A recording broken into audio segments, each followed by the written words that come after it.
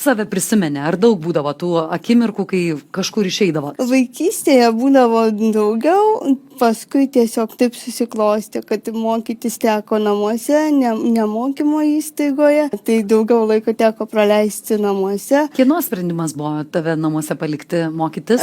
Sakau palikti, čia gal net labai smagu mokytis namuose. Sprendimas buvo toks, nes tiesiog tuo metu mieste, kuriame gyvenu, nebuvo pritaikytos mokyklos neįgaliojo vežimėlį. Kitaip sakant, žmonėms būtų buvę per sudėtinga prižiūrėti, kad tu patektum saugiai ir kad tu galėtum išvažiuoti šią saugiai. Tiesiog buvo pritaikytas tik tai pirmas aukštas, o pamokos vykdavo ir kitose aukštuose. Ir dėl tavęs nieks nenorėjo į pirmą aukštą nukelti tavo klasės. Tai buvo per sudėtinga, tiesiog buvo lengviau. Dabar tau juokingai atrodo toks sprendimas? Aš jį ir suprantu, ir kaip ir man jisai suprantamas atrodo. Taip. Nei juokinga, nei kaip, tiesiog natūraliai atrodė toks sprendimas priimtas.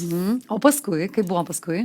Nes tu mokslus baigiai. Visas 12 klasių namuose mokytis. Taip. Ateidavo pas tave mokytojai tikriausiai. Taip, vyko mokymas namuose. Taip. Tai tiesiog, kaip aš vadinu, dabar turėjau progą mokytis akis į akį, kaip sėdžiu su jumis ir kalbuosi, taip ir kiekviena pamoka. Čia dėl to taip gera žmonėms tavim bendrauti, nes tu pripratusi, žinai, matyti žmogų ir kalbėti būtent tiesiai su juo. Taip, tikriausiai.